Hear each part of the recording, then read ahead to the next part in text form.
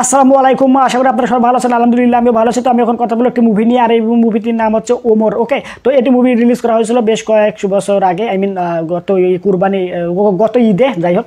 তো এটা বর্তমান সময়ে এসে রিলিজ করা হয়েছে বাংলাদেশের নাম্বার ওয়ান ওটিটি প্ল্যাটফর্ম চরকিতে। তো চরকিতে এটা রিলিজ হওয়ার পর আমি চরকি থেকে এটা দেখলাম। তো দেখে আমার কাছে কেমন লাগলো, যা যাবতীয় বিষয়বস্তু নিয়ে কথা বলবো এই ভিডিওটাতে। ওকে, এক কথা রিভিউ করবো।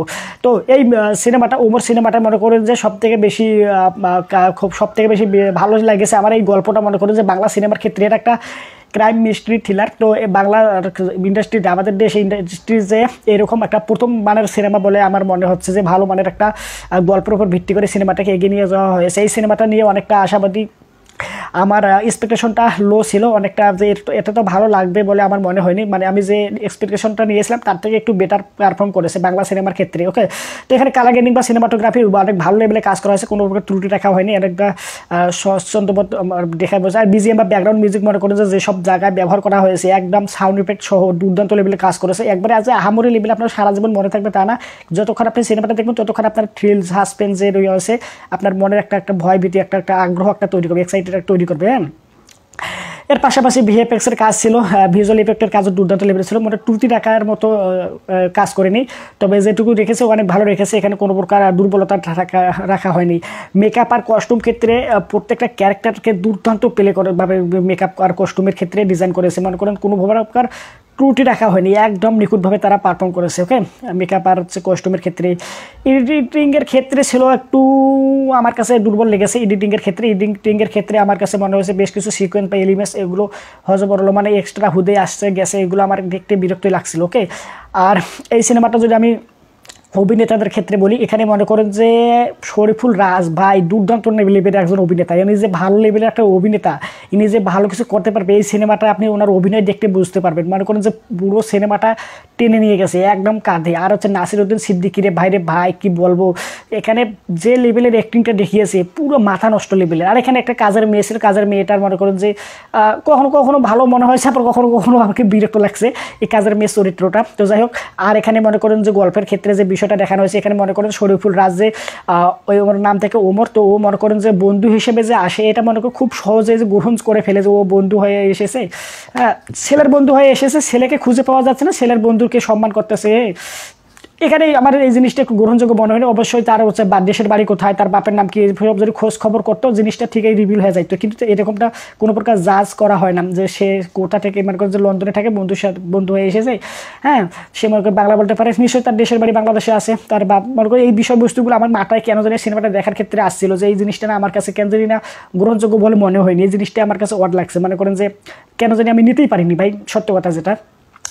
বাকি ওভারঅল এই সিনেমাটা দুর্দান্ত লেভেল ছিল। বাংলা সিনেমার ক্ষেত্রে এরকম ক্রাইম মিস্ট্রি থ্রিলার এই প্রথম আমার মনে হলো যে ভালো মানের একটা মুভি ওনারা নির্মাণ করেছে, মানে মুভি নির্মাণ করার চেষ্টা করেছে। আমি এটা দিনে বলতাম, কিন্তু আমি এখন বলবো যে মুভি নির্মাণ করেছে। হ্যাঁ, অনেক ভালো হয়েছে সিনেমাটা। আপনারা এতক্ষণে যারা এই সিনেমাটা দেখেননি, তো ওরা অবশ্যই চরকি বাংলাদেশের নাম্বার ওটিটি প্ল্যাটফর্ম থেকে এই সিনেমাটা দেখে নিতে পারেন।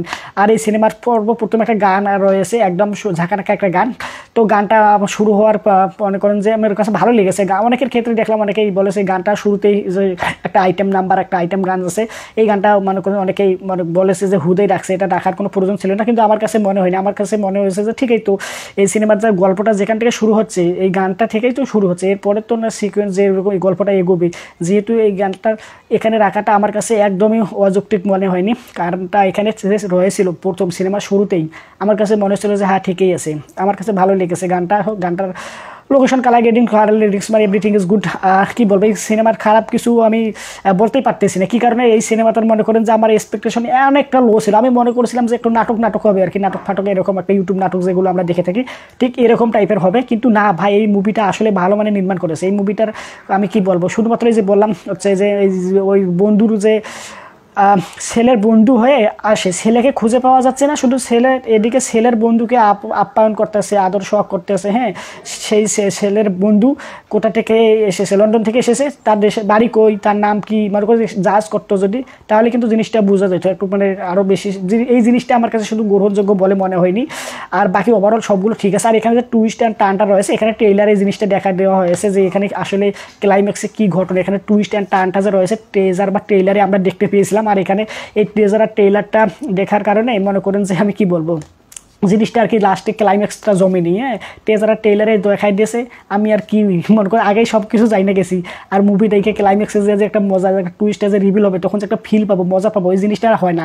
টেজার ট্রেলারে সব কিছু দেখানো হয়েছে। আর এখানে আরেকটা কথা না বলে নয়, ফজলুর রহমান বাবু লাস্ট মনে করেন যে উনি যে যখনই মনে করেন যে ওনার বেশ কিছু সিকোয়েন্স রাখা হয়েছে সিনেমার মাঝে মাঝে অল্প কয়েকটা করে, তো ওখানে যখন দেখি ওই ব্যক্তিকে তখন আমি মনে মনে ভাবি যে এই ব্যক্তি তো মনে করেন যে কিছু না কিছু তো একটা রহস্য আছে। তো লাস্টের দিক দিকে এই ব্যক্তি একদম কাঁপাই দিয়েছে বাইরে ভাই, যে অ্যাক্টিংটা দেখিয়েছে বলে বোঝানোর মতো না। ফজলুর রহমান বাবু দুর্দান্ত যে অভিনেতা, তার প্রত্যেকটা কাজ দেখলে আপনি মুগ্ধ হয়ে যাবেন। ঠিক একই ভাবে এখানেও তিনি ছিলেন, তার অভিনয় অব্যাহত রেখেছেন, তার অভিনয়ের ট্যালেন্টটা ওকে এখানে অব্যাহত রেখেছেন। আর এখানে সিনেমার শেষে একটা ডায়লগ রয়েছে যে নিজের গোপন কথা নিজের বাপরেও বলতে নাই। তো ওর বাপে কয় বাবা বল না, ওর বাপে কয় বল না, তখন আমি মনে মনে কয় যে নিজের গোপন কথা নিজের বাপরেও বলতে নাই। এই জিনিসটা আমার সত্যিই খুব ভালো লাগছে ভাই। এই সিনেমার মধ্যে আমি আর বেশি কিছু না বলে, এই সিনেমাটা অবশ্যই ভালো লেভেলে, বাংলা সিনেমার ক্ষেত্রে আমার যে এক্সপেকটেশনটা ছিল সেই এক্সপেকটেশনটা আমার মনে করেন যে অনেকটাই ভালো লেগেছে। আমার যে লো এক্সপেকটেশন ছিল, আমি যে প্রেডিক্ট করছিলাম তার থেকে অনেকটা ভালো এই সিনেমাটা হয়েছে। আর বেশি কিছু না বলে অবশ্যই আমি সাজেস্ট করবো এই সিনেমাটা।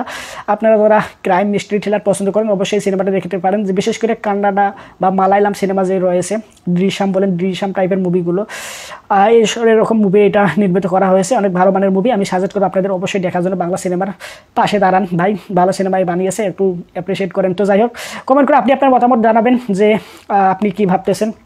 ভিডিওটাকে লাইক দেন, চ্যানেলটা সাবস্ক্রাইব করা থাকলে সাবস্ক্রাইব করে ভিডিওটা শেয়ার করেন, সোশ্যাল মিডিয়া প্ল্যাটফর্মের পাশাপাশি শেয়ার করবেন আপনার মা বাবা, ভাই বোন, আত্মীয় স্বজন, পাড়া প্রতিবেশী এবং বন্ধু বান্ধবের কাছে। That's it, by.